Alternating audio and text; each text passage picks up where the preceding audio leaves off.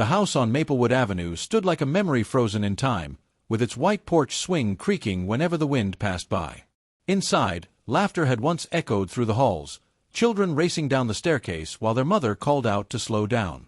Every photo on the wall whispered a story, the kind that made you pause and smile, remembering the sweetness of days gone by. But behind those smiles, there was more than just joy. There was legacy. The man at the center of it all was Robert Miller, a father everyone in town respected. He wasn't wealthy in gold, but rich in character and hard-earned wisdom. From fixing cars in his small garage to helping neighbors repair fences, Robert believed that a man's true wealth was measured in kindness. People trusted his word more than any signature on paper. His life was his testimony, and his family was his crown. Before we continue, let me pause for something important. I ask God to bless you with His eternal love, filling your days with health, peace, and unshakable faith. May you never doubt that He walks with you, even in life's darkest valleys. If this story touches you, please give it a like and subscribe to the channel. It helps me bring more heartfelt stories your way. Thank you from the bottom of my heart. Robert's pride wasn't in his garage, nor the land he owned, but in his children. He'd often say, "Money can vanish, but the lessons I plant in you will last forever." He worked tirelessly to make sure his kids had opportunities he never had. His calloused hands held not just tools but dreams, dreams of a family united long after he was gone. Yet, dreams have a way of being tested. His wife, Margaret, often sat by the window with a Bible in her lap, whispering prayers for her family. She believed in Proverbs, that a good man leaves an inheritance for his children's children. But her prayers carried a hidden weight, because she saw something Robert sometimes ignored, the restlessness in their eldest son, Daniel. It was subtle then, but the signs were there. Life in their small town was simple but sweet. Sundays meant church, followed by family dinners with roast chicken and apple pie cooling on the counter. Neighbors waved as Robert drove by in his old Ford truck, nodding with admiration. Everyone thought the Miller family was picture-perfect, blessed beyond measure. But pictures never show the shadows. They only capture the light. Robert believed that hard work was the cure for every flaw. When Daniel argued, he'd put him to work painting the fence or hauling wood. "A man with tired hands has no time for foolishness," Robert would chuckle. But Daniel wasn't like his father. Where Robert saw honor in sweat, Daniel saw burden. He wanted more, faster, bigger, shinier. He was growing impatient. Meanwhile, Sarah, the younger daughter, clung to her father's teachings like pearls she would never let go of. She helped Margaret in the kitchen, stayed late after church to volunteer, and always listened when Robert shared his stories of perseverance. She admired him deeply. To her, his voice was like an anchor that kept her steady when storms rolled in. Robert had a saying, one that became almost a family motto: "What you give away is what truly belongs to you." He would often bring home a neighbor's child who needed tutoring or offer food to a stranger on the street. Daniel would roll his eyes, but Sarah's eyes would sparkle with pride. The difference between them was growing quietly, but steadily. One summer evening, as fireflies danced outside the window, Robert told Margaret something unusual. "One day, everything I have will be theirs. But my real hope is that they'll stand together when I'm gone." Margaret smiled, though her heart ached, because she knew unity doesn't come wrapped in a will. It must be chosen, daily, with humility and love. The years passed, and Robert's body grew weaker, though his spirit never dimmed. His hands, once strong enough to lift engines, trembled slightly when he held a cup of coffee. Yet, he never stopped working. He said retirement was for those who gave up, and he hadn't. Sarah worried about him, but Daniel saw opportunity in her worry. He began to think beyond chores and responsibilities. There was a little office in the corner of Robert's garage, cluttered with papers, ledgers, and envelopes. Few people knew the room existed, hidden behind a wooden door that stuck when you tried to open it. Robert often disappeared there after dinner, writing quietly under the yellow glow of a desk lamp. Sometimes Sarah peeked in, curious, but Robert would gently close the door. Inside that office, secrets rested like dust on forgotten shelves. Letters folded neatly in drawers. Legal documents marked with his signature. A small safe tucked beneath the desk, its key hidden in a place no one knew. Robert wasn't a man of many words, but he believed in preparation. And in silence, He prepared for a future none of his children could imagine. Even as time wore on, neighbors still admired him. When Robert walked into church, heads turned not because of money, but because of the integrity that followed him. "There goes a man whose handshake is better than any contract," the pastor once said during a sermon. But not everyone admired him for the same reasons. Daniel saw only the value of what his father left behind. The last Thanksgiving Robert attended was both joyful and heavy. The table overflowed with food, laughter, and the smell of cinnamon. But Margaret noticed Daniel's eyes wandering, scanning the silverware, the land outside the window, the garage visible from the dining room. She knew those weren't eyes of gratitude. They were eyes calculating, measuring, and planning. Sarah, however, spent that evening sitting close to her father, asking him questions about his childhood, soaking in every word like it was gold. She didn't want the house, the land, or even the garage. She wanted his wisdom, his blessing, and his love. But the truth is, she would soon inherit far more than she expected. The quiet of winter settled in, and Robert's health began to fade. Margaret stayed by his side, praying quietly each night, while Sarah helped as much as she could. Daniel, on the other hand, visited less often, though he claimed he was busy with work opportunities. The family bond was already cracking, though Robert refused to see it. On one of his last good days, Robert sat Sarah down in the living room. "Promise me something," he said, his voice gravelly but firm. "No matter what happens, hold on to faith, and never let greed divide you." Sarah nodded, though she didn't fully understand. Her father's words felt like a warning wrapped in love. Daniel arrived that night, a rare visit, with polished shoes and an expensive watch. He greeted his father warmly, but Margaret noticed how quickly his eyes darted to the study door. Something in him had shifted, something restless, almost desperate. He wasn't just a son visiting his father. He was a man with a plan. Robert passed away quietly one frosty morning, sunlight barely peeking through the curtains. The family wept together, neighbors filled the porch with casseroles, and the pastor spoke of a man who left behind more than possessions. He left a legacy of faith. But as grief washed over the house, something darker stirred beneath it all. The funeral was beautiful, filled with hymns Robert loved, and the sound of tears mixed with hope. Sarah clung to her mother, whispering that her father was with the Lord, free from pain. But Daniel's face was unreadable, tight-lipped, his eyes fixed on the ground.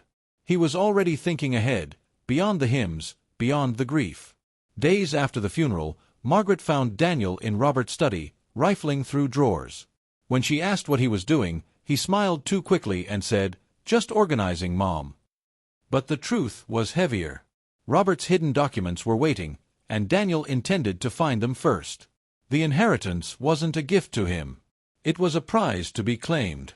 Sarah, walking past the study that night, felt an uneasiness she couldn't explain.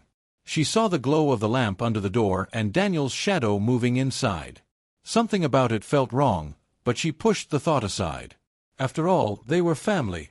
Family doesn't betray each other, right? The more Daniel searched, the more determined he became. The house, the land, the garage, it all seemed like his birthright. He was the eldest, after all. Wasn't it natural that he should take the lead? That was his reasoning, though it twisted into something much darker with each passing night.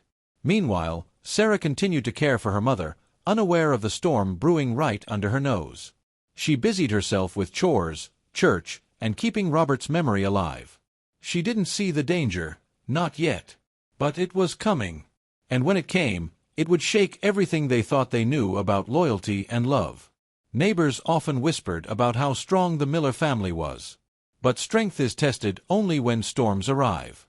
And storms were gathering quickly, like thunderheads rolling in from the horizon. What none of them knew was that Robert had left behind something unexpected. Something hidden. Something that would not stay buried forever. And as Daniel's shadow stretched longer over the study door, the weight of choices yet to come pressed heavily on the house.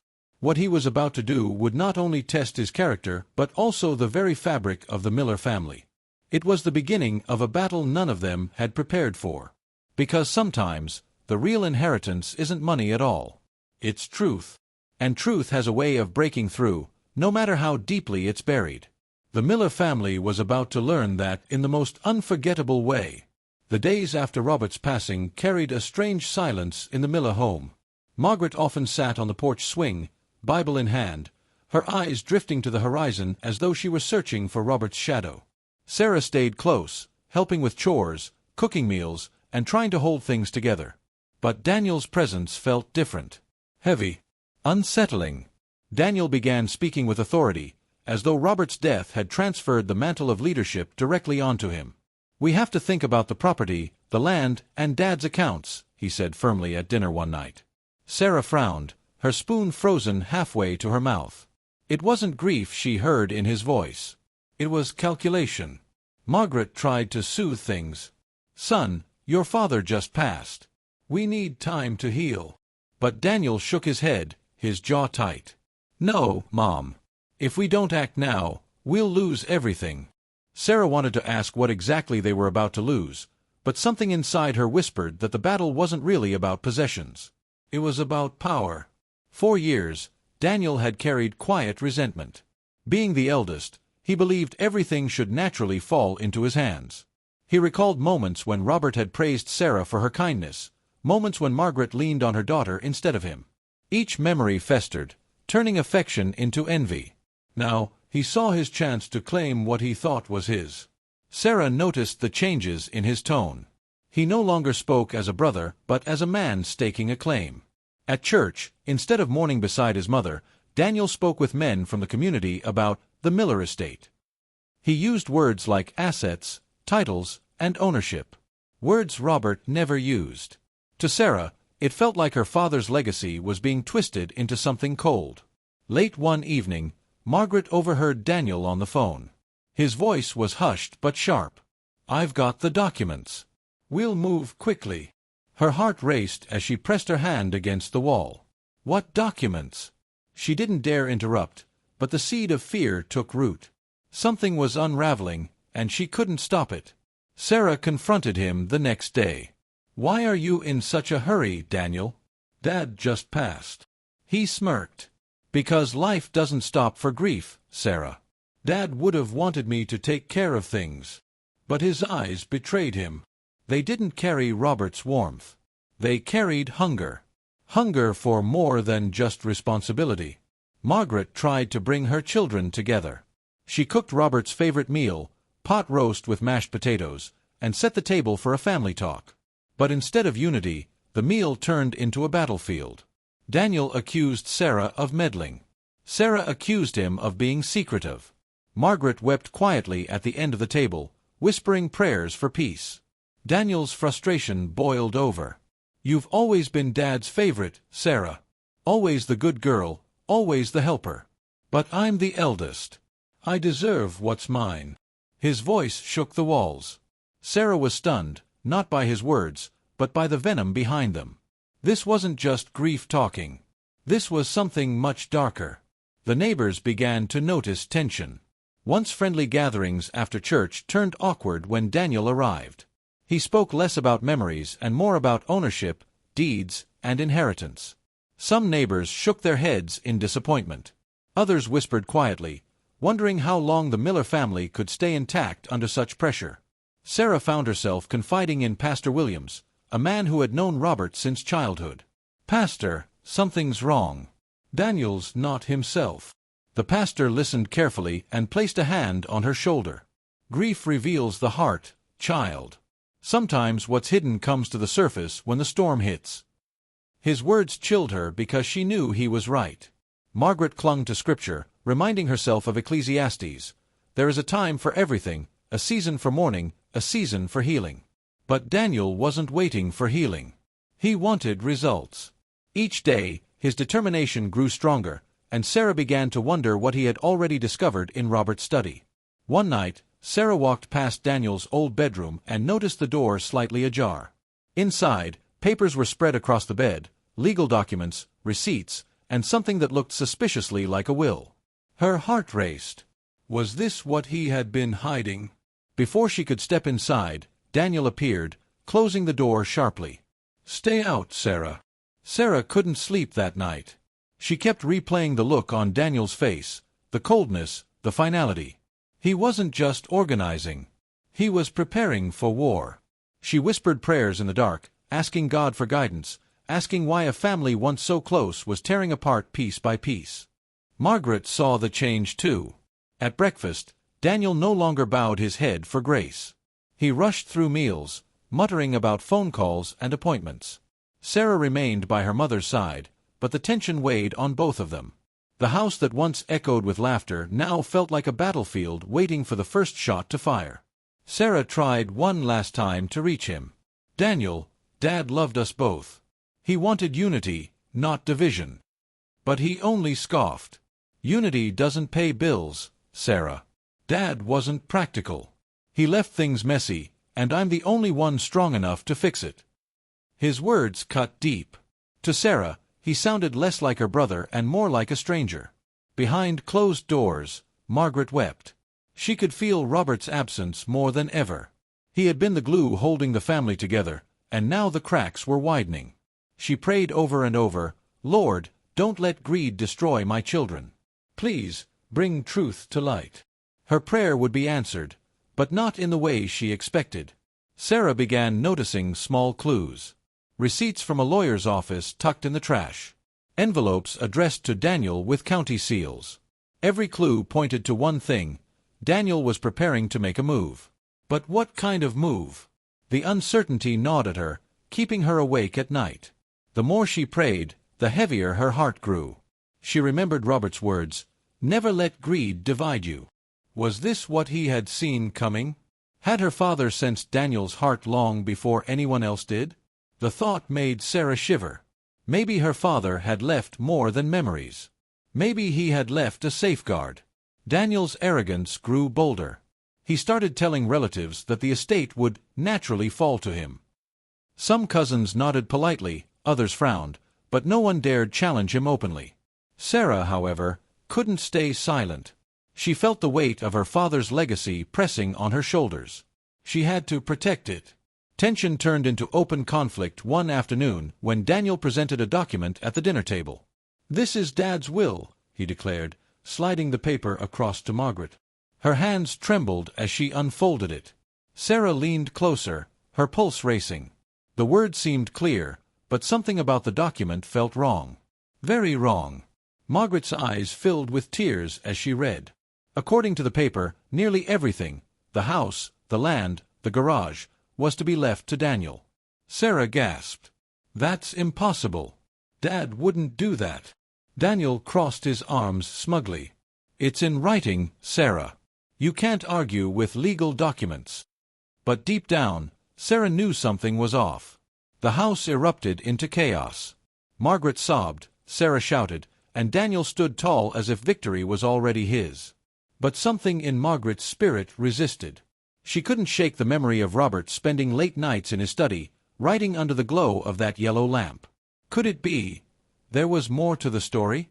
Sarah's mind raced as she thought about the study, the drawers, the safe hidden beneath the desk. What if Daniel hadn't found everything? What if her father had left something else, something hidden? The thought ignited a spark of determination. She would search. She had to. That night, Sarah crept into the study, careful not to wake Daniel. The room smelled of oil and old paper, filled with Robert's presence. She pulled open drawers, shifted books, and ran her hand under the desk. Dust clung to her fingers until, click, her hand brushed against a small latch. Her heart skipped a beat. There, behind the latch, was a hidden compartment. Inside, an old box lay waiting, covered in dust but intact. Sarah's breath caught in her throat. Her hands shook as she pulled it out, the wood creaking softly in protest. She didn't dare open it yet. Instead, she whispered, "Thank you, Lord. Thank you for guiding me." The box was heavier than it looked, filled with papers, envelopes, and handwritten notes. Sarah felt tears sting her eyes. Could this be what Daniel hadn't found? Could this hold the truth? She held the box close, her heart pounding with both fear and hope. She didn't know it yet, but she had just uncovered the key to the battle that was about to unfold. And as Daniel slept soundly upstairs, believing he had already won, Sarah sat alone in the study, clutching her father's hidden treasure. She didn't know what it contained, but she knew one thing for certain: the fight for her father's legacy had only just begun. The morning Robert took his last breath, the sky seemed unusually quiet, as though creation itself paused in reverence. Margaret sat by his bedside, her fingers intertwined with his, whispering scripture softly into his ear. Sarah held his other hand, tears rolling down her cheeks, praying he could still hear her voice. And Daniel was absent, too busy to witness the moment his father slipped away. The news spread quickly through town. Neighbors brought casseroles, pies, and flowers, filling the porch with tokens of comfort. The old Ford truck in the driveway seemed lonelier than ever, like a relic without its master. Inside, the house was filled with mourning, but beneath the mourning lurked unspoken fears. Margaret sensed it. Sarah felt it. And Daniel was about to exploit it. At the funeral, the church overflowed. Pastor Williams spoke of Robert as a man who had lived faithfully, loved deeply, and given generously. His words painted a portrait everyone recognized. He built more than a home, he built lives, the pastor declared. Sarah sobbed quietly, clutching her mother's hand. But Daniel's face was stone, as if the sermon were a business meeting he needed to endure. When the final hymn echoed, Amazing Grace sung by trembling voices, Margaret bowed her head, praying for peace among her children. Sarah whispered a prayer of gratitude, even in her grief. But Daniel's thoughts drifted elsewhere, beyond hymns and blessings. He was already calculating, already planning his next step. Grief was secondary. Gain was primary. After the burial, family members gathered in the Miller home. Laughter mixed with tears as cousins shared old stories of Robert's kindness. Sarah smiled through her tears, remembering the countless lessons her father had given her. But Daniel grew restless. While others reminisced, he slipped quietly into the study, his eyes scanning the room like a predator in pursuit of prey. The study smelled faintly of oil and tobacco, the very essence of Robert. Daniel ran his hands across the desk, pulling open drawers, shuffling through papers. He had already found what he thought was the will, but he wanted more: proof, leverage, control. When footsteps echoed in the hall, he quickly closed the drawer and forced a smile. "Just remembering Dad," he lied. Meanwhile, Margaret leaned on Sarah for strength. "Your father prayed for unity every day," she whispered. Sarah nodded, but her heart was heavy. She remembered Robert's last words to her, words about faith, about avoiding division, about staying true. And now, as she watched Daniel's distant behavior, she feared those words were not just advice, but prophecy. The first cracks appeared days later. Daniel gathered Sarah and Margaret in the dining room, laying out papers on the table. "Dad left this," he announced, sliding forward the supposed will. Margaret's hands shook as she unfolded the document. Sarah's breath caught in her throat. It was worse than she imagined. Nearly everything was assigned to Daniel. Margaret looked at the words in disbelief. This can't be right." Tears welled in her eyes. Sarah's voice broke as she protested. "Dad would never leave me, and you, with nothing." But Daniel leaned back in his chair, smirking. "It's in writing. Legal and binding. You can't argue with that." His tone was cold, final, almost triumphant. Sarah felt her world spinning. Could it be true? Had her father really left her out? Her mind raced through memories, his late-night writings, the hidden office, the safe. No, something didn't add up. Her father wasn't a man who favored greed. He believed in fairness in love. And yet, the paper in front of her told a different story. Margaret pressed her Bible to her chest, whispering a prayer under her breath. "Lord, reveal the truth." She didn't know how, but she trusted that God would not let lies prevail. Daniel, however, grew bolder. He spoke about selling the land, expanding the garage business, even moving his mother to a smaller place. Sarah's stomach turned. Her father's memory was barely buried, and already his legacy was being dismantled. One evening, Sarah found herself wandering into Robert's study alone. The yellow lamp still sat on the desk, covered in dust but glowing faintly when she turned it on. The room felt alive with his presence, as though he had just stepped out for a moment. She traced her hand over the desk, whispering, "Dad, please, show me the truth." Her fingers brushed the edge of the drawer, and something caught her attention, the faint outline of a latch. She pressed it, and the wood creaked open, revealing a small hidden compartment. Inside was an old box, heavy with dust. Sarah's heart raced as she pulled it out, her breath catching in her throat. She didn't know it yet, but she had just found her father's safeguard. The box was filled with letters, receipts, and a sealed envelope marked in Robert's familiar handwriting, to be opened in court if needed.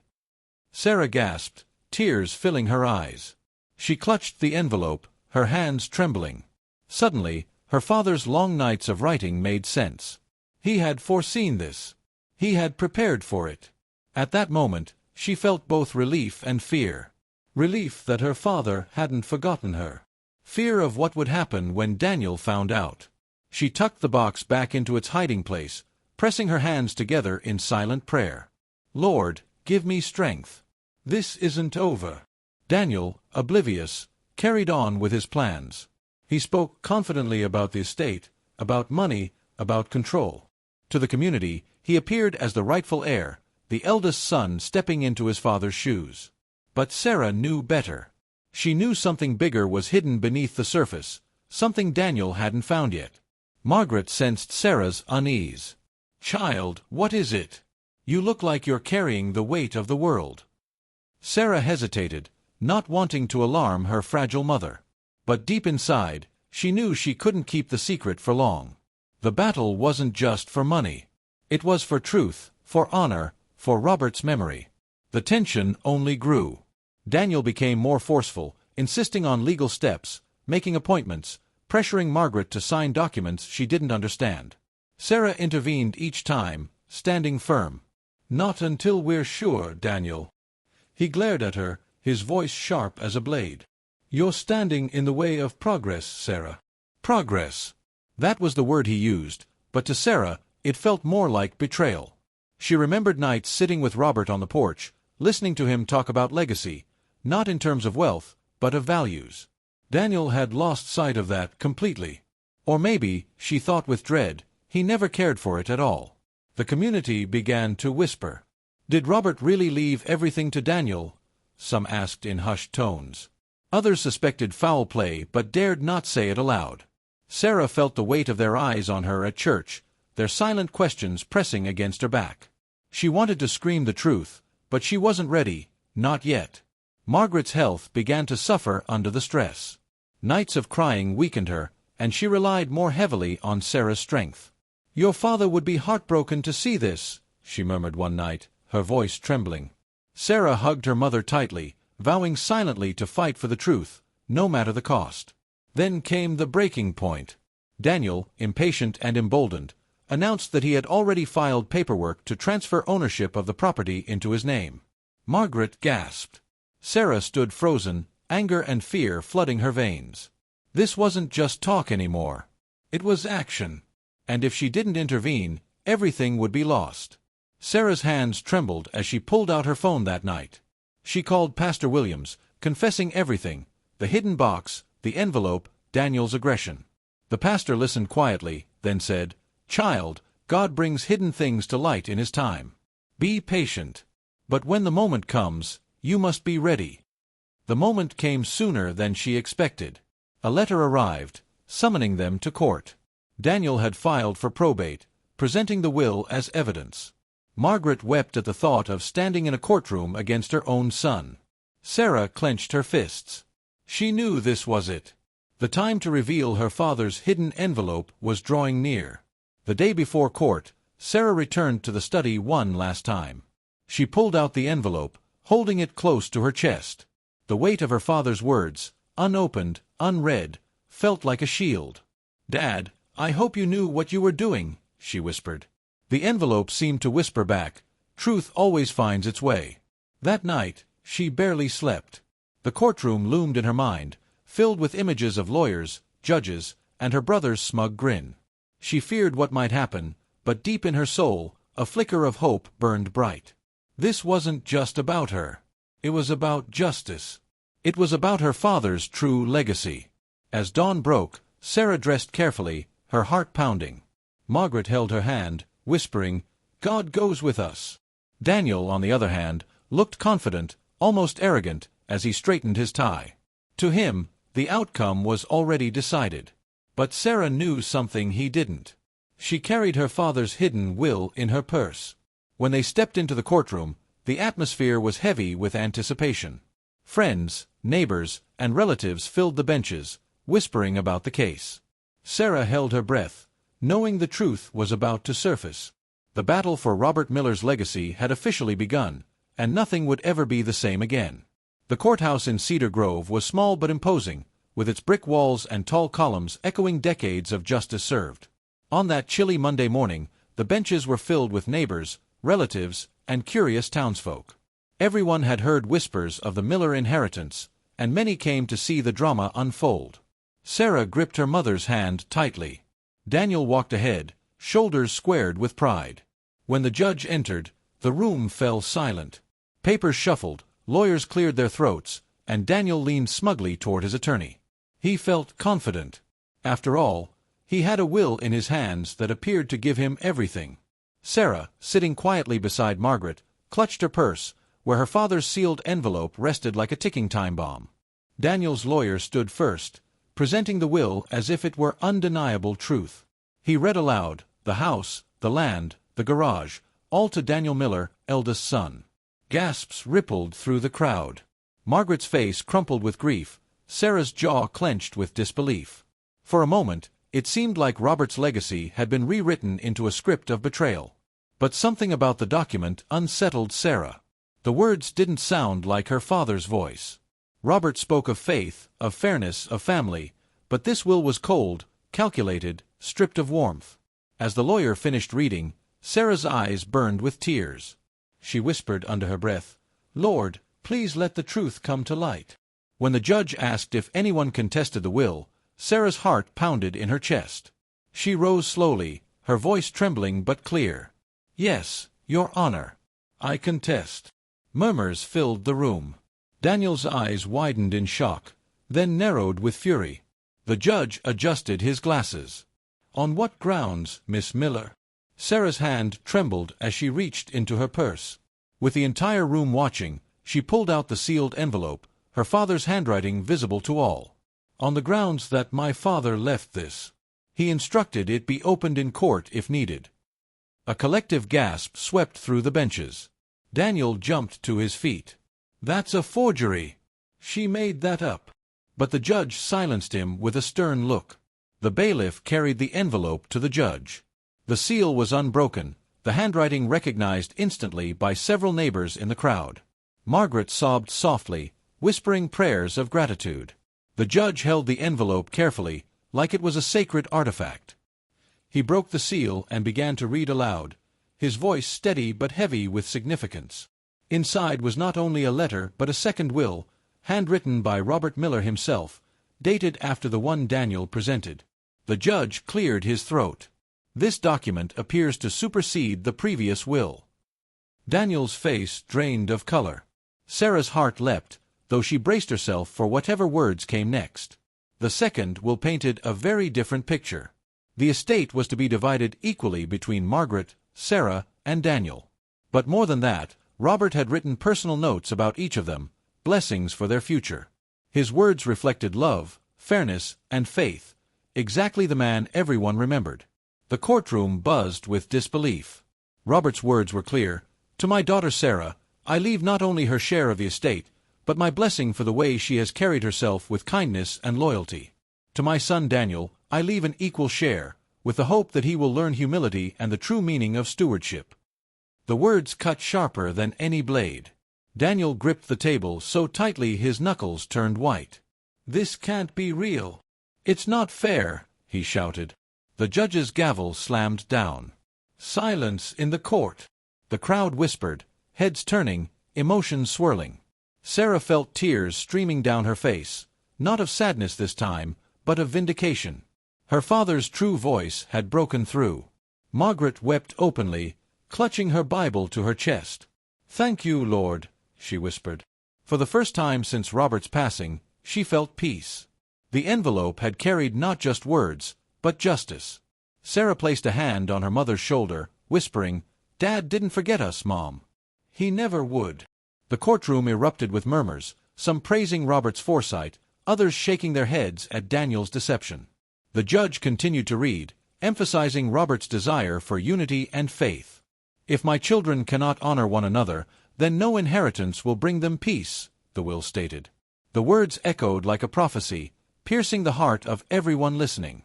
Daniel slumped in his seat, sweat beading on his forehead. His lawyer whispered frantically, but the damage was done. The crowd had seen it. The judge had seen it. The will was clear. Sarah watched him carefully, her heart torn between anger and pity. This wasn't just about inheritance anymore. It was about the soul of her brother. The judge declared the second will valid, officially nullifying the first. Gasps filled the courtroom once again. Margaret cried with relief, Sarah bowed her head in prayer, and Daniel sat motionless, staring at the floor. His plan had collapsed in front of everyone, and the shame of exposure weighed heavier than any legal defeat. Neighbors who once admired Daniel now shook their heads. Some whispered prayers for him. Others whispered condemnation. Pastor Williams, seated quietly in the back, bowed his head, whispering, "The truth shall set you free." But Daniel didn't feel free. He felt trapped, humiliated, undone. Sarah's eyes lingered on her brother. She saw the pride that had consumed him, the greed that had driven him. But beneath all of it, she saw something else, fear. Fear of losing control, fear of facing the truth. And in that moment, she realized the real battle wasn't over land or houses. It was over hearts. As the judge concluded the reading, he looked at Margaret and Sarah with kind eyes. "Your husband left you not only property but wisdom. Guard it well." Margaret nodded, tears still streaming. Sarah felt the words settle deep inside her, as though Robert himself were speaking through the judge. Daniel stormed out of the courtroom before the session ended, his footsteps echoing angrily down the hall. Sarah watched him go, her heart heavy. She wanted to chase after him, to beg him to see reason. But she stayed seated, gripping her mother's hand. This wasn't the time. The wound was too raw. Outside, the townsfolk gathered in small groups, buzzing with the news. "Did you hear? Robert Miller outsmarted them all," one man whispered. Another woman shook her head, saying, "It's tragic when greed tears families apart."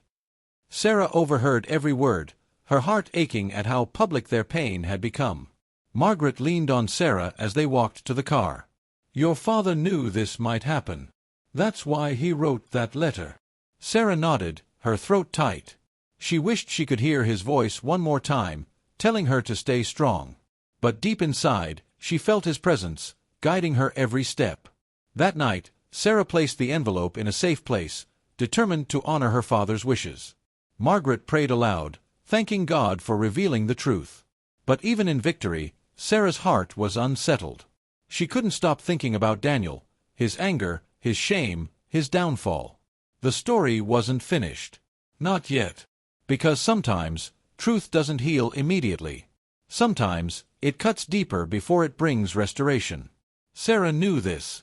And as she looked out the window at the dark night sky, she whispered, "Lord, give me the strength to forgive, even when it feels impossible."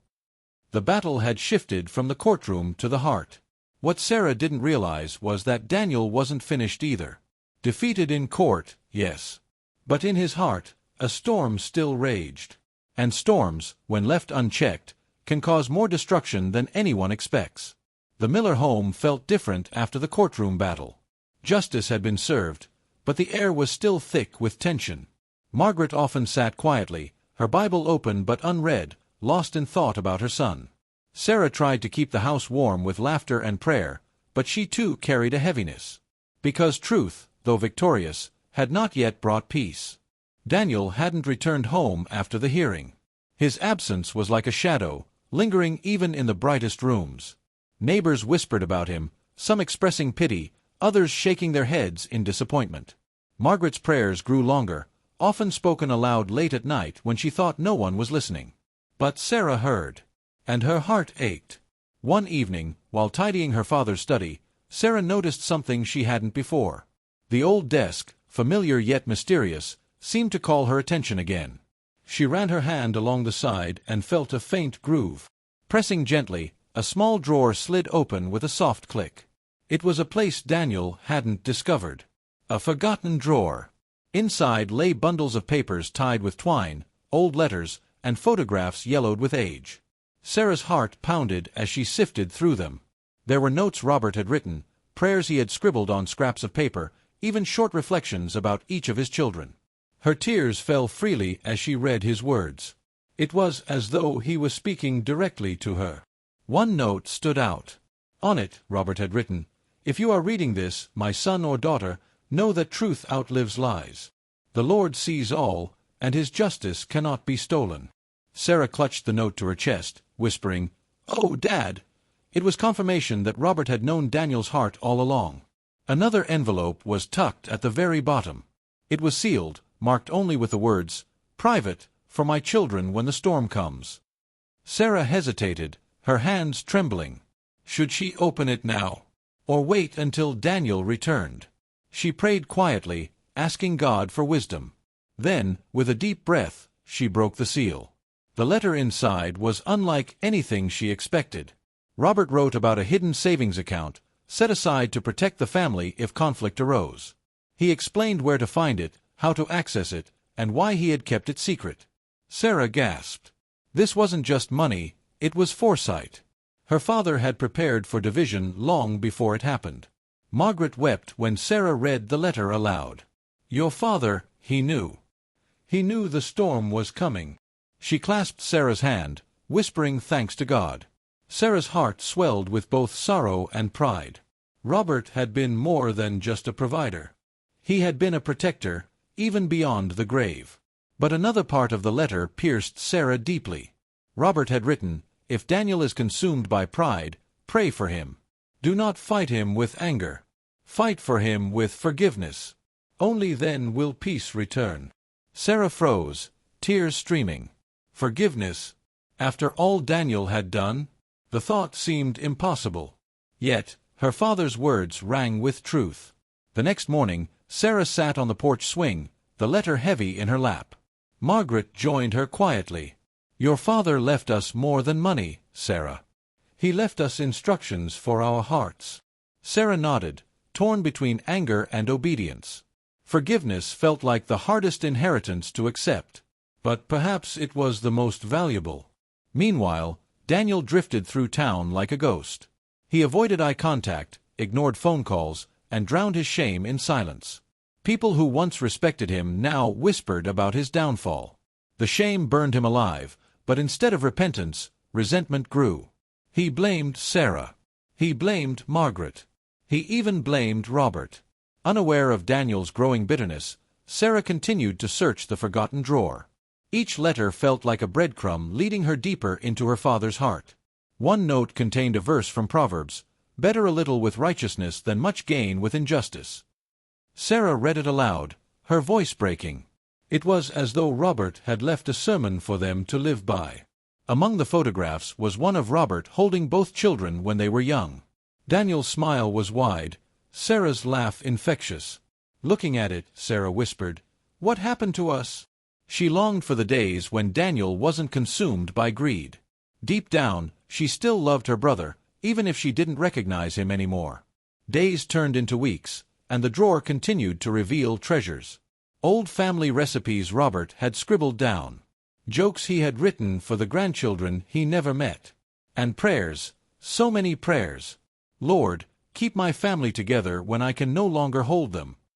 Sarah wept over those words, realizing how much her father had carried in silence. But the greatest shock came when Sarah discovered a second key hidden beneath the drawer's lining. Small, silver, unmarked. She lifted it with trembling hands, wondering what it unlocked. Margaret gasped softly. "Could it be for the safe?" Sarah nodded slowly. Another mystery was about to unfold.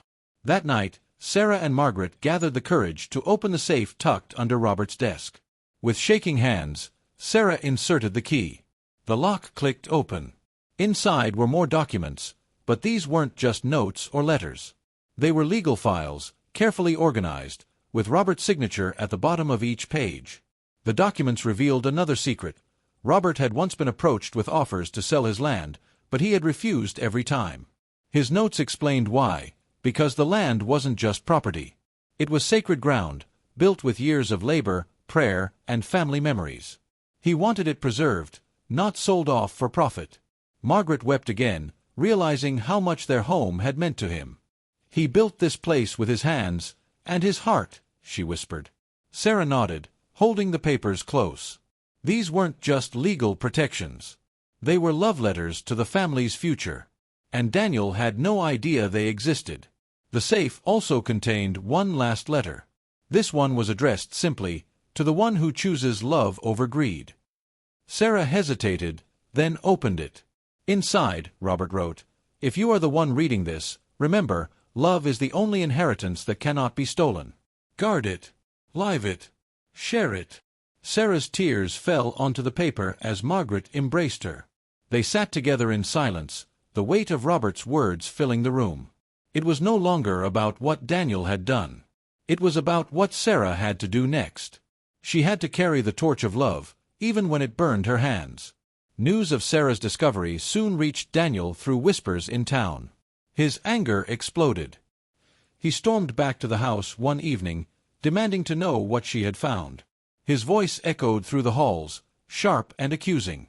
Margaret trembled. Sarah stood firm, clutching the letter in her hands. "Dad left me everything," Daniel shouted. "You stole it from me." Sarah's voice was calm but firm. "Dad left us all something, Daniel. You just can't see it." Her words enraged him further. He slammed his fist on the desk, his face twisted with bitterness. The storm Robert had predicted was here, raging inside Daniel's heart. Margaret prayed aloud as the confrontation grew louder. "Lord, have mercy on us." Daniel sneered. "Don't bring God into this, Mom." Sarah's heart broke hearing those words. This wasn't the brother she grew up with. This was a man lost, blinded by greed. Yet, her father's words echoed in her heart, "Fight for him with forgiveness." The night ended with Daniel storming out again, slamming the door so hard the windows rattled. Margaret collapsed into a chair, sobbing. Sarah knelt beside her, whispering, "We'll get through this, Mom. I don't know how, but we will." But deep down, she knew the real battle wasn't in documents or wills. It was in Daniel's soul. Sarah tucked the letters back into the drawer, locking it carefully.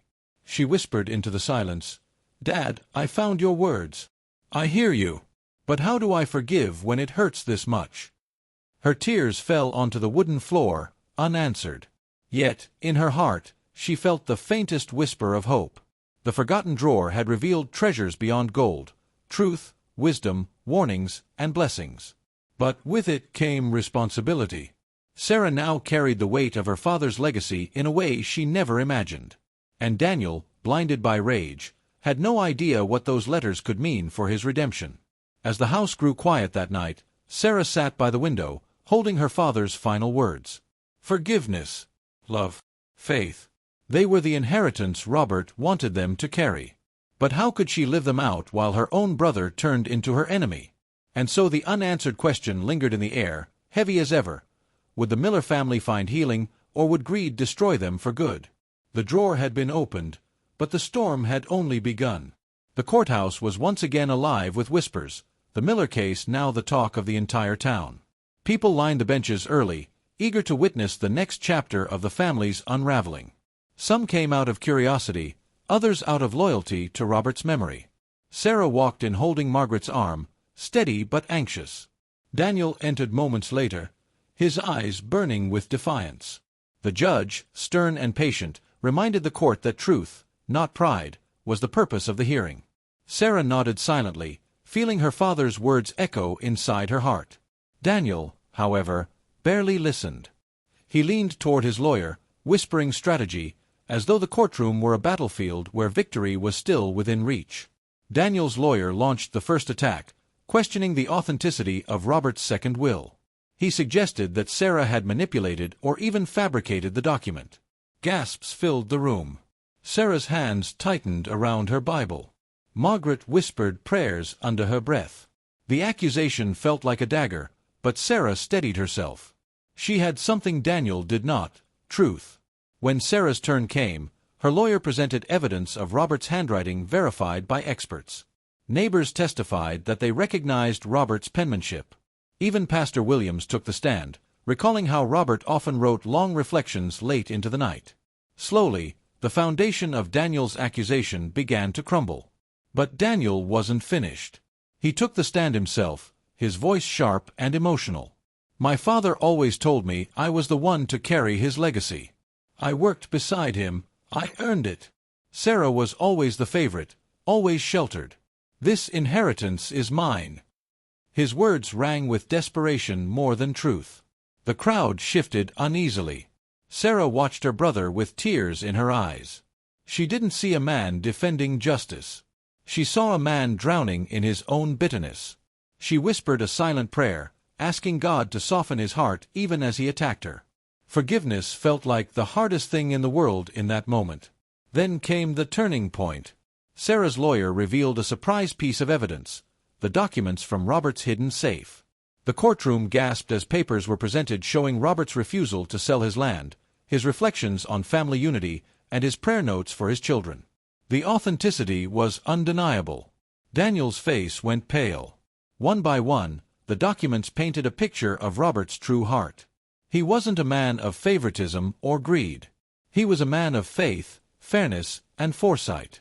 Each letter dismantled Daniel's claims, exposing not only his lies but also his motives. The crowd leaned in, captivated by the unfolding drama. Margaret wept openly, holding Sarah's hand. "Your father is speaking through these papers," she whispered. Sarah nodded, her heart breaking and healing all at once. She felt Robert's presence stronger than ever, as though he had orchestrated every word from beyond the grave. Daniel's lawyer objected furiously, claiming irrelevance. But the judge overruled. This court seeks truth, and truth is never irrelevant. The words echoed in the chamber, cutting through the tension like a sword. Sarah felt chills, knowing those were the very values her father lived by. Then, in a shocking twist, a neighbor named Mr. Henderson asked to testify. He revealed that weeks before his death, Robert had confided in him. "He told me he feared Daniel's heart was hardening, and he prayed Sarah would carry the torch of love," Henderson said solemnly. The courtroom erupted in murmurs. Daniel slammed his fist against the table. Sarah's tears flowed freely. She hadn't known her father had spoken to Henderson, but it confirmed everything. Robert's legacy wasn't just written in documents. It was spoken, lived, and remembered by those who knew him best. The truth was now undeniable. Daniel grew angrier, his voice trembling. "Everyone's against me. This is a conspiracy." The judge silenced him again, warning that outbursts would not be tolerated. The crowd shook their heads, some with pity, others with disappointment. Daniel was no longer a man fighting for justice. He was a man unraveling. Sarah's lawyer then revealed the most powerful document, Robert's final sealed letter, labeled, "To the one who chooses love over greed." The judge read it aloud, Robert's words filling the courtroom like a sermon. "Love cannot be stolen, only given. To my children, if you choose love, you will inherit more than land. You will inherit peace." The silence afterward was deafening. Some people wiped their eyes. Others bowed their heads. Margaret clutched her Bible so tightly her knuckles turned white. Sarah felt her soul tremble, hearing her father's words spoken aloud to the world. Daniel sat motionless, staring at the floor, his pride shattered. The judge leaned forward. "This court finds the second will valid, the safe documents authentic, and the testimony consistent. Robert Miller's intentions are clear. The estate shall be divided equally as written." Cheers and gasps erupted, though Margaret quietly whispered, "Thank you, Lord," through her tears. For Sarah, victory didn't feel like triumph. It felt like both a blessing and a burden. She wanted to rejoice, but her eyes kept drifting to Daniel, slumped in shame. She remembered her father's words, forgiveness. Was she strong enough to extend it? The question lingered heavy in her heart. Outside, reporters and townsfolk swarmed, asking questions, offering condolences, praising Robert's foresight. Sarah politely nodded, but her thoughts were far away. Margaret leaned on her, whispering, "Your father's name has been honored today." Sarah smiled faintly, but deep inside, she longed for more than honor.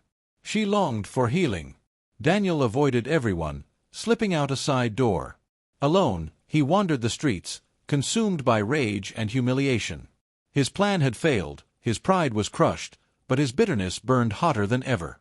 Sarah watched him disappear into the distance, her heart torn. How could she forgive when he showed no remorse? That night, Sarah sat by the fireplace, the letters spread out before her. Margaret had gone to bed, exhausted. The house was quiet, but Sarah's heart was not. She read Robert's words again and again. Love cannot be stolen, only given. She whispered into the silence, Lord, how do I give love when I've been betrayed? The fire crackled, and for a moment, Sarah felt a strange peace wash over her. It wasn't an answer, but it was a promise, that she wasn't alone in the struggle. Her father's words, her mother's prayers, and God's presence surrounded her. She closed her eyes, whispering, I will try, Dad. I will try. But forgiveness would not come easily. The rift between siblings was deeper than ever. The courtroom had revealed truth, but it had not yet brought reconciliation. Sarah knew the hardest chapter was still ahead, because healing hearts is far more difficult than dividing estates. And as the night settled over the Miller home, one truth echoed louder than the rest. The inheritance battle wasn't truly over. It had only shifted from the courtroom to the heart, where the greatest war still raged. The courthouse battle was over, yet Sarah sensed something unfinished. The second will had been read, the safe documents confirmed, but the drawer still held more secrets her father had left behind. It felt as though Robert had written his life like a book, each page waiting for the right moment to be opened. Sarah wasn't sure if she was ready for the next page. One rainy afternoon, Sarah returned to the study, the room where so much of this story had begun. Dust hung in the air, and the yellow lamp glowed softly, just as her father had left it. She sat at the desk, pulling open the hidden drawer again. At the very back, behind the stack of letters, was another envelope she hadn't noticed before. Her heart raced as she lifted it out. The words written in Robert's steady hand read, to be read only if truth is questioned again. Sarah froze. The courtroom had ended, but perhaps her father had known Daniel's fight would not stop there. Slowly, she broke the seal, her hands trembling with both fear and hope. Inside was a longer document, Robert's forgotten will, even more detailed than the second one. This wasn't just a division of property. It contained explanations, heartfelt instructions, and even warnings. He wrote about Daniel's struggle with pride, about Sarah's strength, and about Margaret's unwavering faith. It was a map of his heart. Robert wrote, If my son attempts to deceive, know that I saw it coming. This will is my final word, recorded with witnesses and sealed for such a time as this.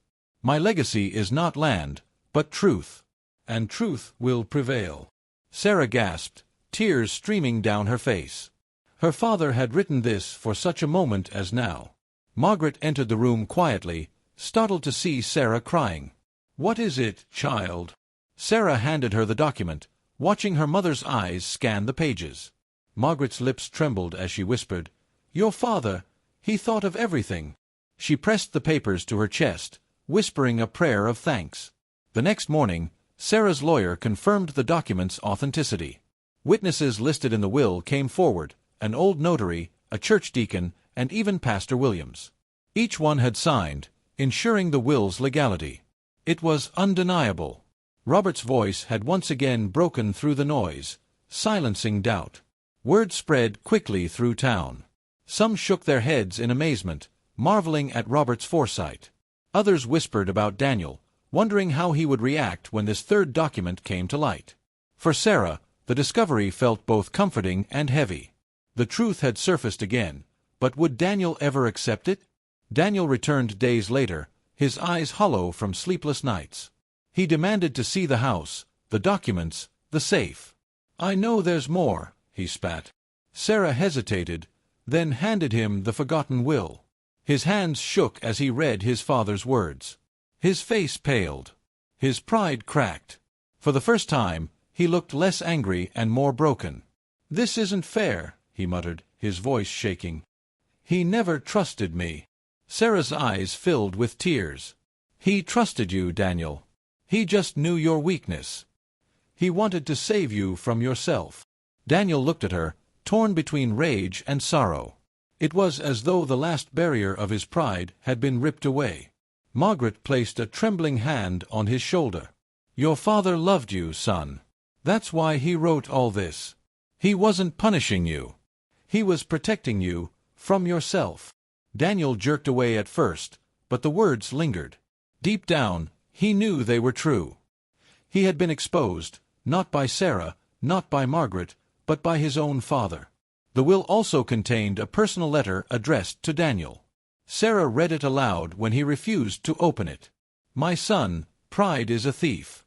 It steals joy, blinds love, and poisons the soul. But forgiveness can heal what pride destroys. I pray you choose forgiveness, both giving and receiving." The courtroom had been judgment. This was redemption. Daniel broke into tears for the first time. His fists unclenched, his voice cracked. Why didn't he say this to me when he was alive? Sarah knelt beside him, whispering, "He did, Daniel. You just weren't ready to hear it." Her words pierced through, soft yet powerful, like light breaking through storm clouds. The forgotten will became more than legal proof. It became a testimony. Robert had written with the wisdom of a man who knew his family's weaknesses, but also their potential for redemption. His words echoed Scripture itself: love, forgiveness, and truth above all else. Sarah wept, realizing her father's legacy was bigger than inheritance. Margaret insisted the will be read aloud at church the following Sunday. The congregation listened in stunned silence as Pastor Williams shared Robert's words. Tears filled many eyes, and several families hugged each other tighter. Robert's wisdom wasn't just for his children. It was for the entire community. Daniel sat in the pew, silent, his head bowed. Shame still clung to him, but for the first time, so did humility. He heard his father's words in a way he never had before. They weren't just instructions. They were an invitation to change, to repent, to heal. But would he accept it? That night, Sarah prayed longer than ever before. She asked God not only for strength but for a miracle, that her brother would let go of bitterness and embrace the forgiveness their father had written about. She knew only God could change a heart so hardened. Still, she hoped. Daniel, meanwhile, wrestled alone. He read the letter again and again, his tears staining the ink. Pride screamed at him to fight, to deny, to push back. But another voice whispered softly, the voice of truth, of his father, of God. It was a battle within him, fiercer than any courtroom drama. Margaret reminded Sarah of Joseph in the Bible, betrayed by his brothers but later forgiving them. "Sometimes the deepest wounds prepare us for the greatest healing," she said softly. Sarah clung to that story, believing their family's chapter wasn't finished yet.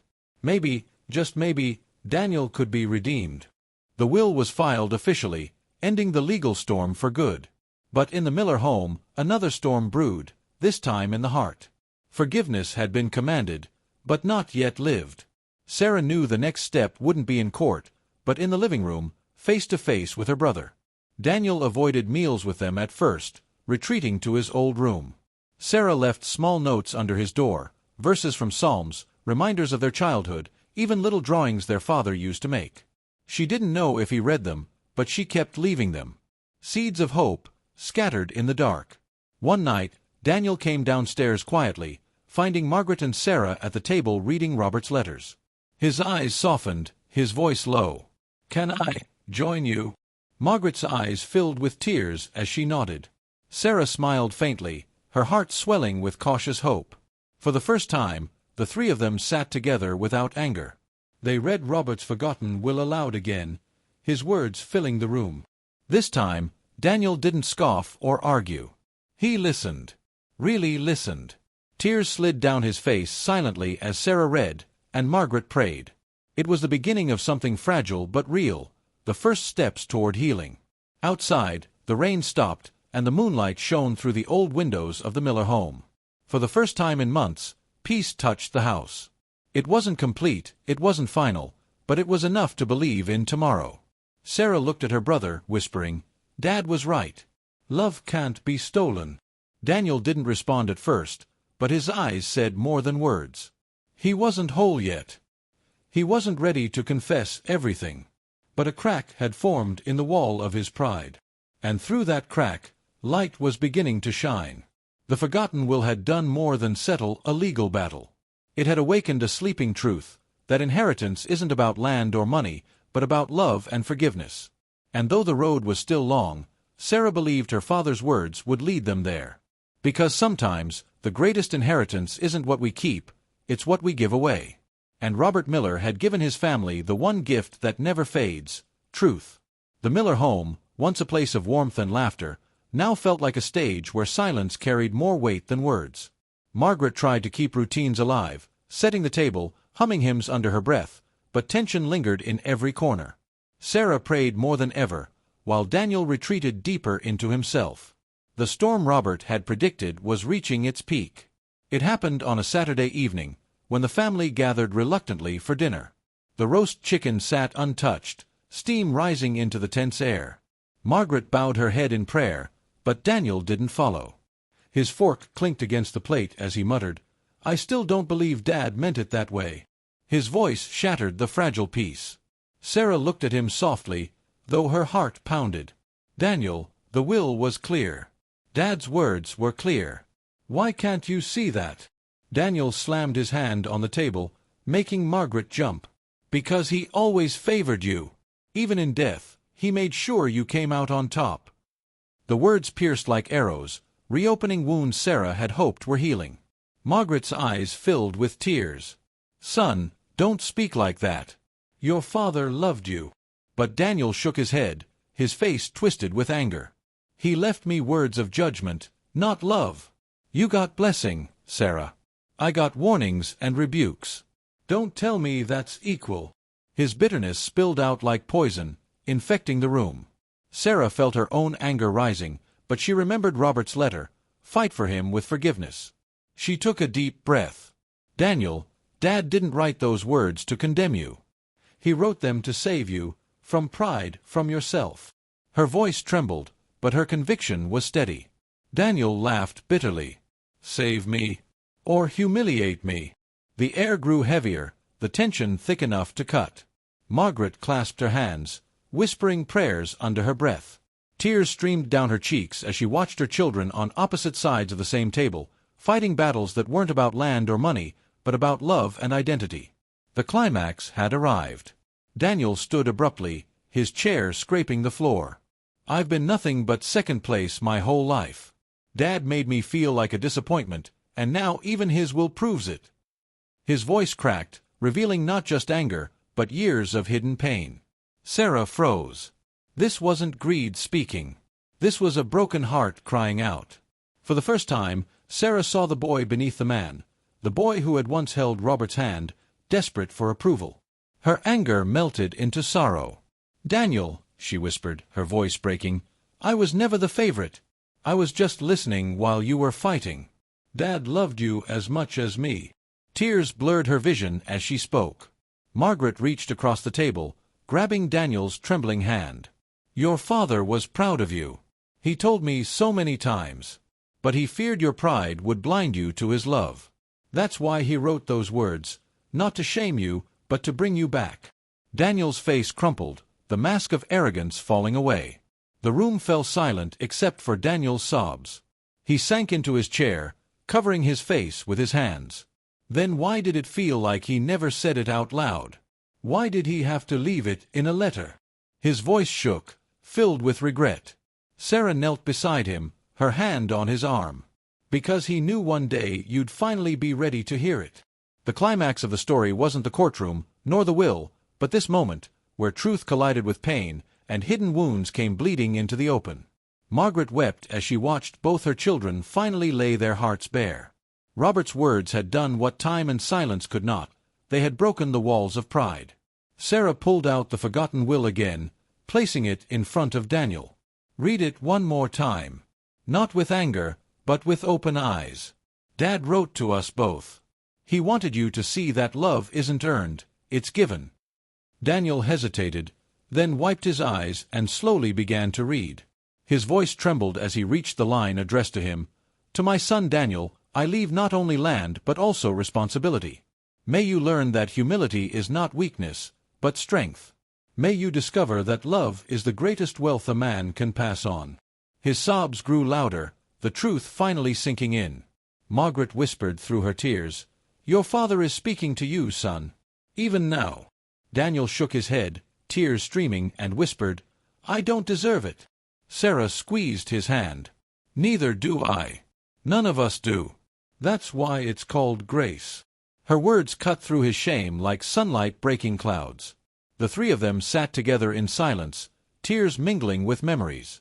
The climax wasn't a victory in court, but a victory in the heart, fragile, raw, unfinished, but real. Robert's words had exposed greed, but they had also uncovered the deeper wound, a son's desperate need for his father's love. Sarah whispered a prayer aloud, her voice trembling. "Lord, help us to forgive. Help us to love. Help us to see each other the way you see us." Margaret added her quiet "Amen," her hands clutching both her children's as if holding the family together by sheer will. Daniel bowed his head, silent, but not resistant. For the first time, Daniel admitted his truth. "I was scared, Sarah. Scared Dad would leave me nothing. Scared I'd never measure up. That's why I wanted it all, because I thought if I had it, I'd finally feel like enough." His confession hung heavy in the air, raw and painful. Sarah's tears fell as she whispered, "You were always enough, Daniel. Dad never wanted you to prove anything. He just wanted you to be his son." Her words broke the last chains of pride around his heart. He collapsed into her arms, sobbing like a child. Margaret wept openly, thanking God for the miracle unfolding before her eyes. The climax wasn't without tension. Daniel's road to healing would be long, forgiveness slow, reconciliation fragile. But in that moment, truth had revealed itself fully. Not in documents, not in court, but in love breaking through bitterness. It was the victory Robert had prayed for, written in his final words. Outside, the rain stopped, and a shaft of sunlight broke through the clouds, spilling across the porch. It was as though heaven itself marked the moment, a quiet reminder that storms don't last forever. Sarah looked at the light, whispering, "Thank you, Lord." Margaret squeezed her hand. Daniel sat silently, but his heart was softer. The town soon heard of what happened that night, not through gossip but through testimony. Margaret shared at church how God had used Robert's words to heal what seemed unhealable. Sarah spoke with quiet strength about forgiveness. Even Daniel, though still reserved, admitted, "My father left me more than land. He left me the truth I didn't want to hear." The climax rippled beyond their family, inspiring others in Cedar Grove to mend broken relationships. Old grudges faded, siblings reconciled, neighbors forgave.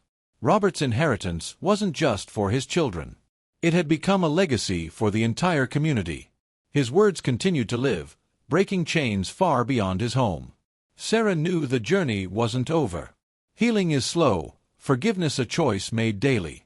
But she also knew the hardest battle had been won. The truth had surfaced, pride had been broken, and love had begun its quiet work. That was the climax, the moment everything changed. As night fell, Sarah sat by the window, the will resting in her lap. She whispered into the darkness, "Dad, we heard you. We finally heard you."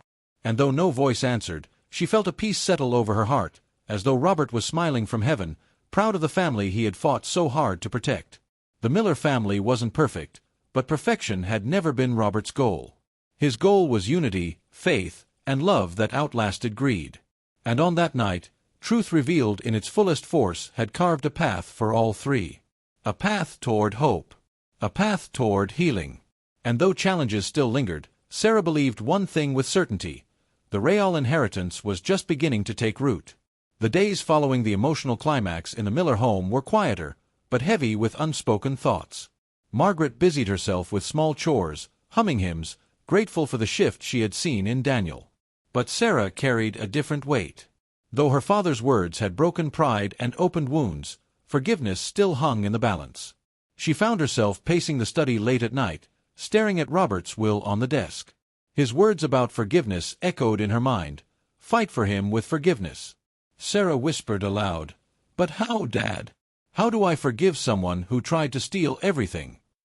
The silence of the room offered no answer, only the faint smell of his cologne lingering in the air. Margaret noticed Sarah's struggle. One morning, as they folded laundry together, she said softly, "Child, forgiveness doesn't mean forgetting. It means letting go of the chain that binds your heart to bitterness." Sarah nodded, but her chest tightened. She wanted to believe it was that simple. Yet every time she remembered Daniel's lies, her heart flared with pain. Daniel, for his part, tried to change in small ways. He joined them for meals, sat in silence during family prayers, and even offered to fix the porch swing Robert had left behind. But his presence still carried the memory of betrayal. Sarah smiled politely, but inside, she questioned whether trust could ever truly return. One evening, Daniel surprised Sarah with a quiet apology. "I know I don't deserve it, but I'm sorry," he said, his voice low, eyes downcast. Sarah's heart skipped. It was the first time he had said the words aloud. But her lips froze. She wanted to respond with grace, yet anger whispered, "It's too late." She simply nodded, unable to speak. That night, Sarah prayed longer than usual. She opened her Bible and stumbled upon Matthew's words, "Forgive, and you will be forgiven." Tears welled in her eyes. She realized forgiveness wasn't just about Daniel. It was about her own soul, her own freedom. But still, a question lingered. Was she strong enough to do it? Margaret encouraged her gently. "Your father's legacy is alive in you, Sarah. But if you cling to resentment, his words lose their power. Don't let anger be the final chapter." Sarah listened, her heart breaking. She wanted to honor Robert, but forgiveness felt like a mountain she couldn't climb. Meanwhile, Daniel wrestled with his own demons. Alone in his room, he read and reread his father's letter. Each word stung, but each word also healed. He began to see that his fight had never been with Sarah, it had been with himself. Yet he didn't know how to show her that he was changing. The town, still buzzing with the Miller family story, treated Sarah like a heroine. At church, women hugged her, saying, "You stood for truth. You honored your father." Sarah smiled, but inside, she felt conflicted. Winning the battle of truth was easier than winning the battle of forgiveness. One afternoon, Sarah found herself staring at the photograph of her and Daniel as children, laughing in their father's arms. She traced the edges of the frame with her finger, tears filling her eyes. "Where did we lose each other?" she whispered. In that moment, she realized the boy in the photo was still inside her brother, just buried under years of pride. Daniel noticed her holding the photo later that evening. He paused, guilt flooding his face. "We were happy then," he muttered. Sarah looked at him, her throat tight. "We could be again. But not if you keep holding on to pride, and not if I keep holding on to anger." Her voice shook, the choice before her clearer than ever. The breakthrough came unexpectedly. Pastor Williams visited the house, bringing warm pie and kind words. Over coffee, he spoke gently, "Sarah, forgiveness doesn't excuse what Daniel did. It frees you from being chained to it. And Daniel, repentance isn't proven by words, but by the life you live from this day forward." Both siblings sat in silence, the truth heavy in the room. That night, Sarah dreamed of Robert. In her dream, he stood on the porch, smiling, his voice calm. "You're stronger than you think, Sarah. Let love finish what truth has begun." She woke in tears, her heart trembling with both pain and hope. Maybe, just maybe, she could do it. The next morning, Sarah found Daniel in the garage, fixing their father's old truck. His hands were greasy, his expression tired. "Need help?" she asked quietly. He looked up, surprised, then nodded. 4 hours, they worked side by side in silence. It wasn't forgiveness yet, but it was a step. Margaret watched from the window, her heart swelling. She whispered a prayer of gratitude, believing she was seeing the first seeds of reconciliation. She knew the road would be long, but for the first time, she believed her children might walk it together. Later, Sarah sat with Daniel on the porch. "Do you remember when Dad taught us to ride bikes?" she asked, smiling faintly. Daniel chuckled softly. "Yeah. You fell, scraped your knee, and he told you to get back up. You did, faster than me." Sarah's smile faded into tears. "Maybe that's what I need to do now, get back up." Daniel's eyes softened. "I don't deserve your forgiveness, Sarah."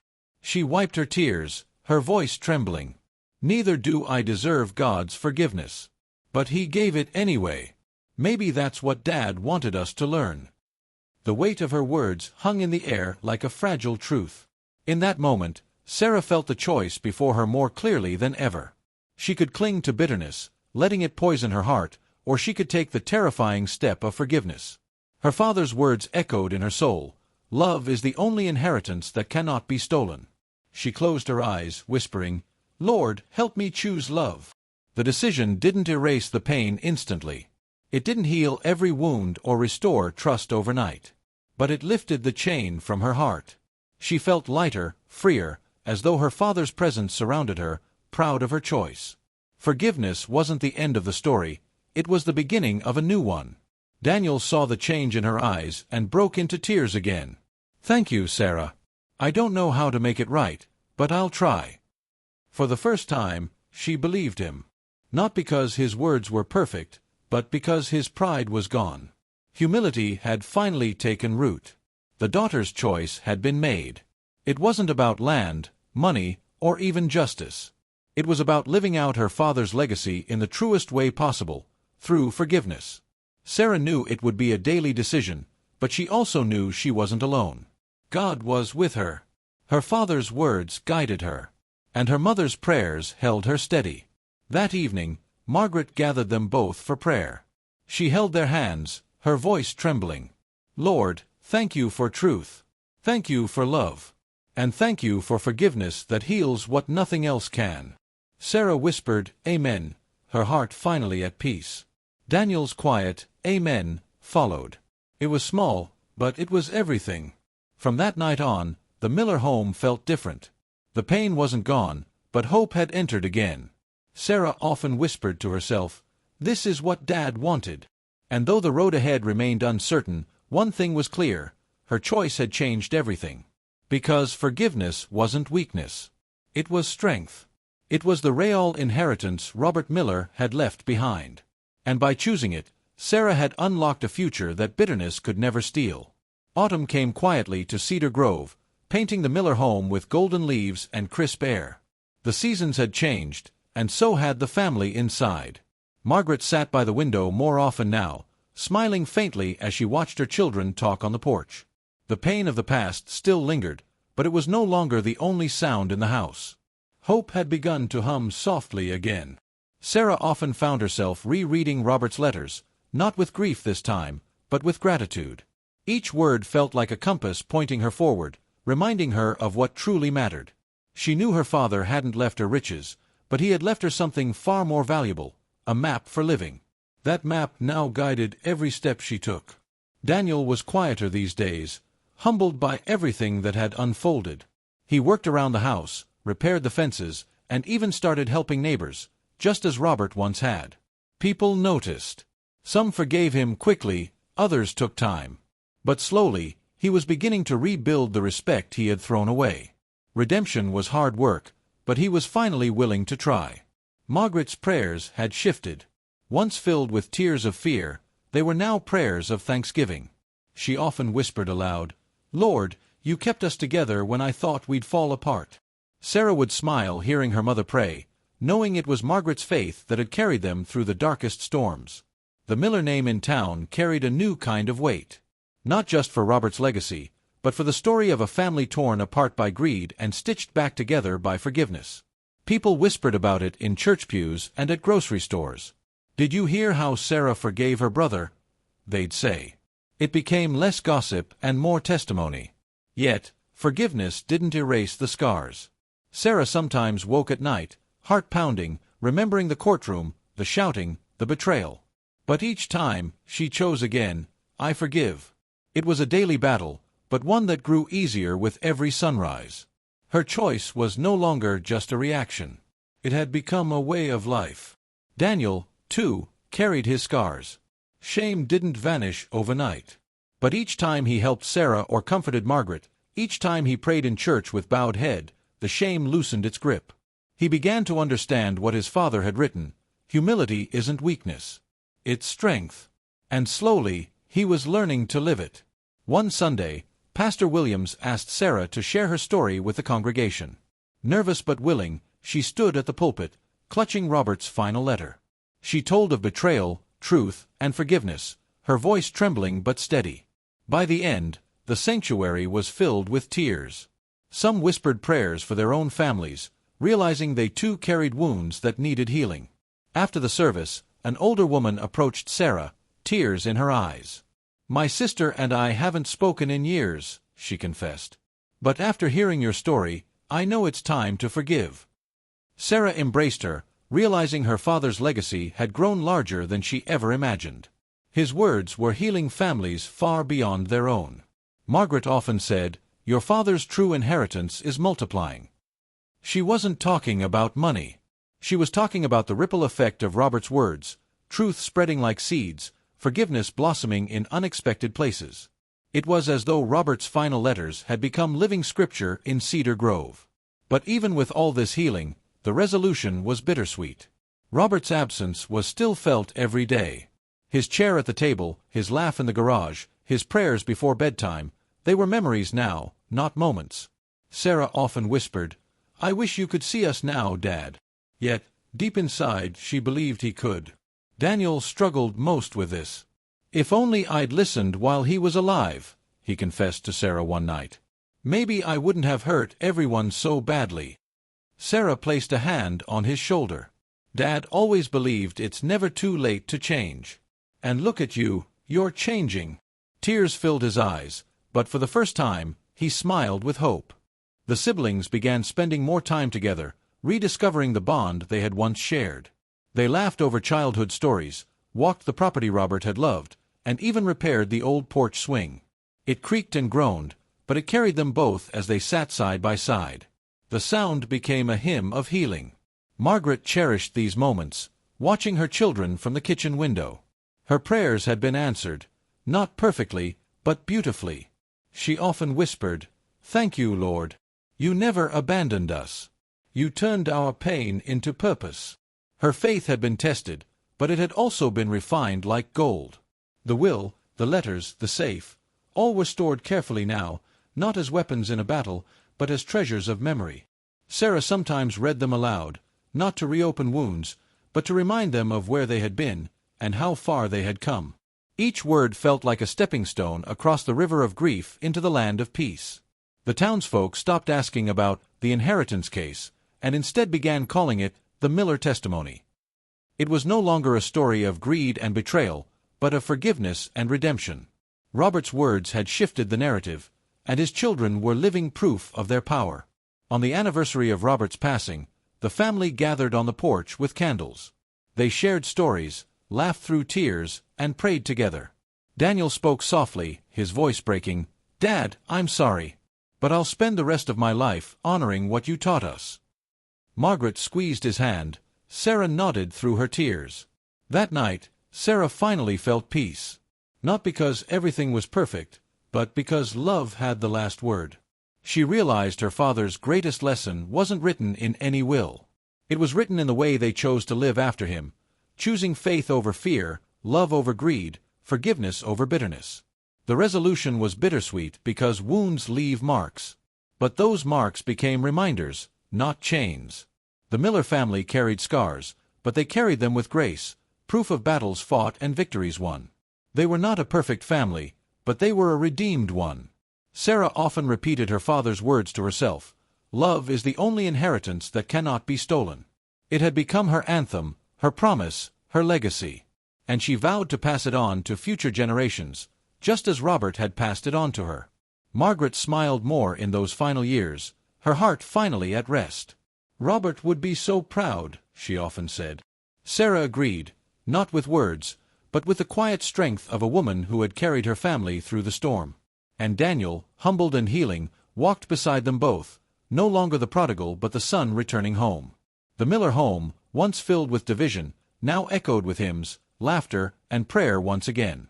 The creak of the porch swing, the smell of apple pie cooling on the counter, the sound of evening prayers, they returned like familiar friends. It wasn't perfect, but it was enough.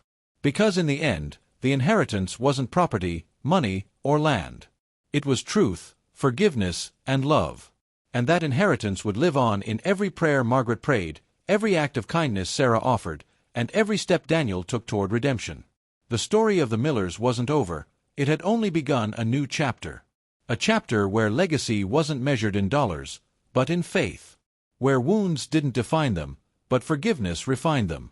And where love, the greatest inheritance of all, continued to shine brighter than any shadow of the past. And so, the bittersweet resolution closed one chapter of their lives, while opening another filled with hope. The Miller family, scarred but not broken, walked forward together. Not because they deserved it, but because love had the final word. My dear friend, what we just lived together wasn't just the story of the Miller family. It was a reflection of something all of us carry: the struggle between love and pride, truth and lies, forgiveness and bitterness. And now, the question is, what do you carry in your own heart? Have you ever faced betrayal inside your family? Have you ever felt the sting of someone you love choosing greed over love, pride over peace? If so, then you know the pain Sarah felt. But let me ask you something even harder. If you were in her shoes, could you forgive? Because forgiveness isn't easy. It doesn't erase scars, it doesn't undo the past. But it does open the door for healing, not just for others, but for you. The Miller family discovered that the real inheritance wasn't land, money, or property. It was love, truth, and the kind of forgiveness only God can give. And now I want to ask you, what would you do in Sarah's place? Would you hold on to bitterness, or would you choose to forgive, even when it hurts? Would you fight with anger, or would you fight with grace, just as Robert asked his children to do? Take a moment to reflect. Who in your life needs forgiveness? Who in your life deserves a second chance? And maybe the hardest question of all, who do you need to ask forgiveness from? If this story touched you, if it stirred something inside your heart, I invite you to share your thoughts in the comments. Tell me, what part of the Miller family's journey spoke to you most deeply? What would you have done differently? Your voice matters, and your story could inspire someone else watching right now. Before we close, let me pray for you. May God bless your heart with peace, surround you with His everlasting love, and give you the courage to forgive, even when forgiveness feels impossible. May you walk in truth, in faith, and in grace, knowing His love is the greatest inheritance of all. And if you want to continue receiving stories like this, stories that speak to the soul, that bring faith, healing, and hope, please subscribe to this channel and activate the notifications. It helps us reach more people and keeps you close to these powerful lessons. Remember, legacies fade, possessions vanish, but love remains forever. So, I leave you with one final question to carry in your heart today. What kind of inheritance are you leaving behind?